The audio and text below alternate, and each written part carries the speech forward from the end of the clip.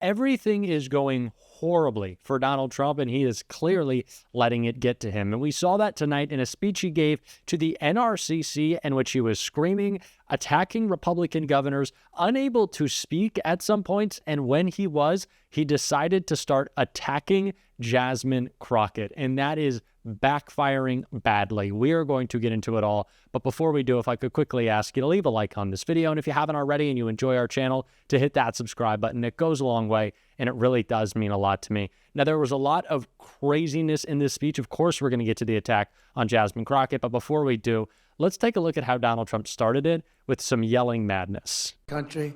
I'm proud to be the president for the workers, not the outsourcers. The president who stands up for Main Street, not Wall Street, who protects the middle class, not the political class, and who defends America, not trade cheaters all over the globe. They're trade cheaters. They cheated on us. They cheated with tariffs on us. They stole our money. They stole our jobs. And now people are going around saying, oh, we're not treating them right now. We're treating them very good, actually. They're lucky we're treating them so good. And, you know, when I have tariffs and I say, well, we're going to charge what they did. We're going to charge what they did. And then I say, I'm going to charge much less than they did. Believe me, we're actually being nice about it. So tariffs are theft, and they're bad, and you hate them, but they're good, and we need them. And at the same time, Donald Trump is also negotiating deals to end them. He can't explain what the through line is here, and neither can any other Republican around him. There is no cogent messaging about what Donald Trump is looking to accomplish. Does he want to lower prices? Does he want to have a recession? Does he want to bring back jobs? Well, then why is he getting rid of appropriated funds to invest in American manufacturing? He can't explain any of it, but all we know is that he really likes to yell, which is what he did right here. Deals, and people are paying tariffs. Countries are paying tariffs. Right now, China's paying a 104% tariff. Think of it, 104%. Now, it sounds ridiculous, but they charged us for many items 100%, 125%. Many countries have. They've ripped us off left and right. But now it's our turn to do the ripping. That's okay. We're going to make our country even. He still doesn't understand. China is not paying the tariff. They're not.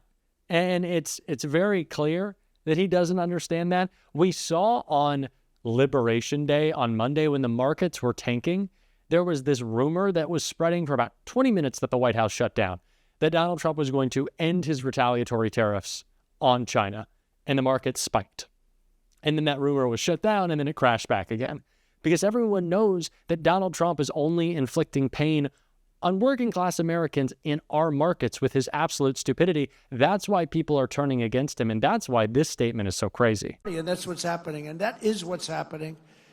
It's going to be something, and I'm actually looking forward to the midterms. I really are. We're going to prove that all of their treasonous years of betrayal will not be forgotten, because it's treason. What they did is treason. When they allowed millions of people to pour in through open borders from all over the world, they came. To me, that's treason. You're looking forward to the midterms?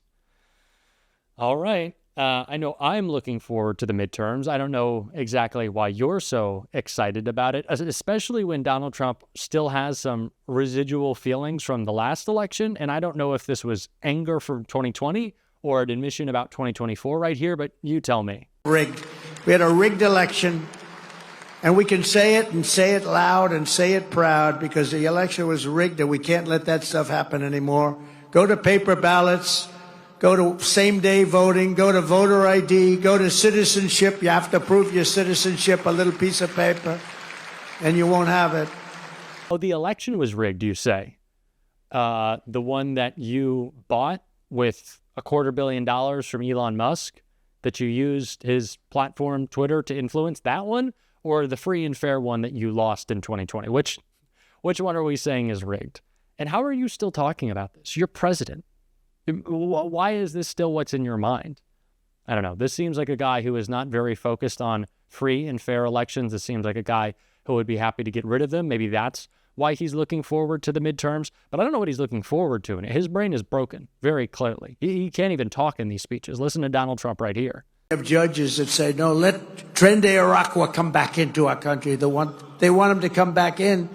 Killers, they cut off a man's fingers because did you, sir, make a phone call to the police in Colorado? Tren de Araqua? You would think for the group he's always talking so much about, he'd be able to just stick the landing on the pronunciation, but clearly the speech isn't really coming like it should. And even when it does, even when Donald Trump is able to get a word out, it's just going to backfire, like his attack on Jasmine Crockett right here. And more than 160 members of Congress, and I'd like to really, you've done incredibly well. They're really looking back. And, I said before, the Democrats have taken a lot of beatings. They have lost their confidence.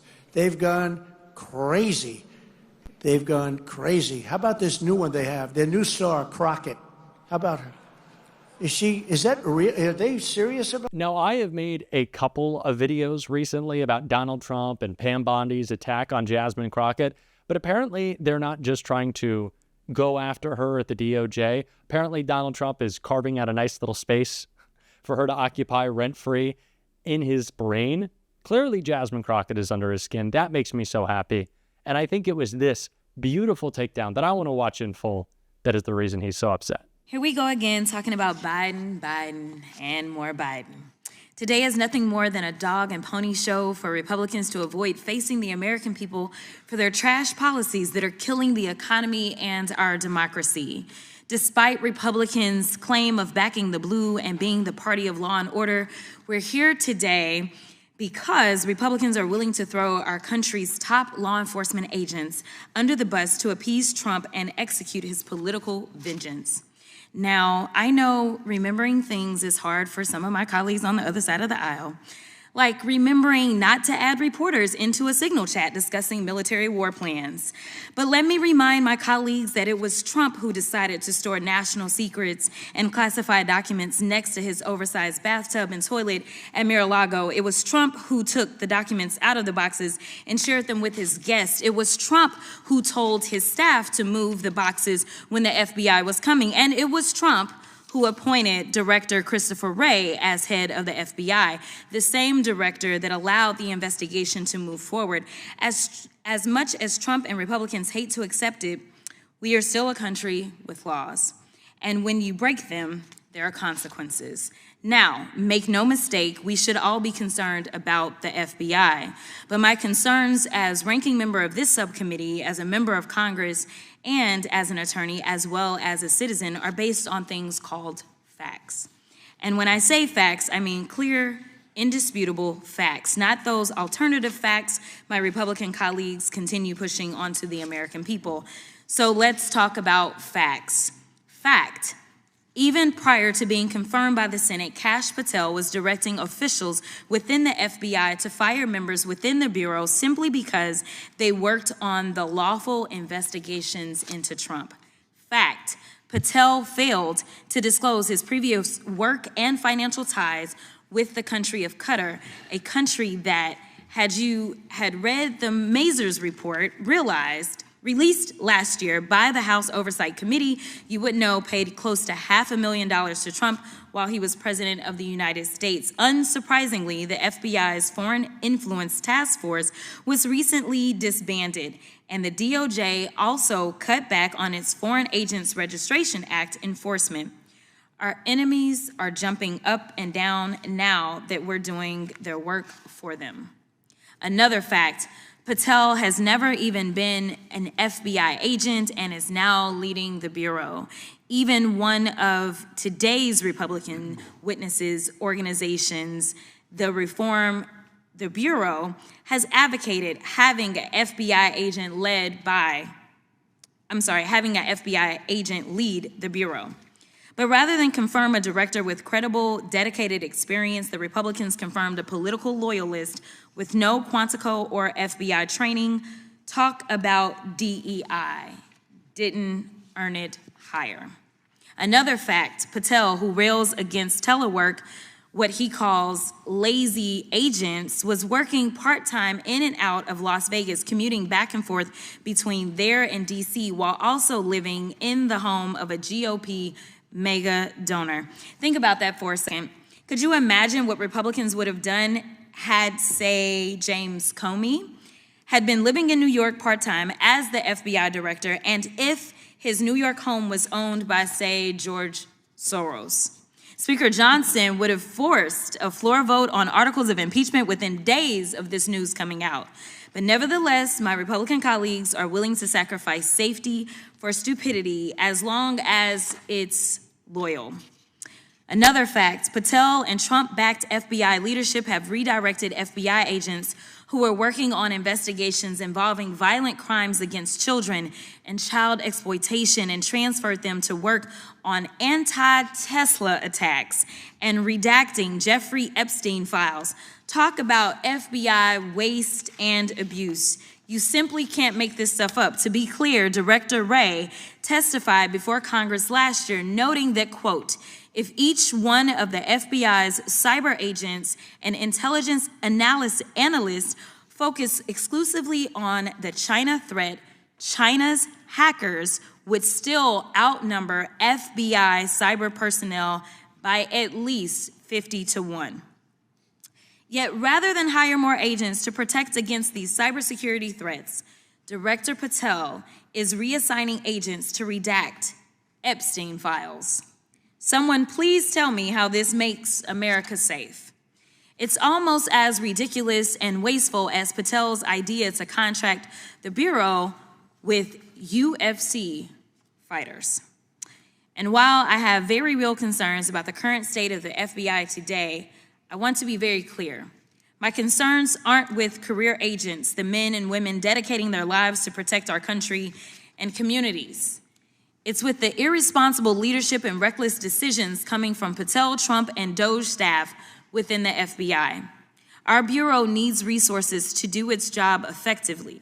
What it doesn't need is 20-something-year-old Doge bags reviewing materials without having undergone proper vetting and clearance. The American people have a right to be worried, but these worries shouldn't be based on Republican baseless conspiracy theories. Our country is already on a dangerous path, pushing closer to causing irreparable harm. Republican members need to wake up and put Trump loyalties aside to engage in real oversight of the current FBI before it's too late. Congress deserves it. The brave men and women at the Bureau deserve it, and the American people deserve it. Yeah, I could see I could see why that would make Donald Trump so upset. And it makes me feel oh so good that Jasmine Crockett is getting under his skin. Mwah. Just so delicious, so beautiful that this man is falling apart, and it's because she is upsetting him so much. We are going to cover all of Jasmine Crockett's takedowns and how they upset Donald Trump. And if you want to stick around for more of that and support this channel, doing so, as always, you can hit that subscribe button, leave a like on this video, and if you stuck around to the end, you can drop a blue heart in the comments. And until next time, I'll see you soon.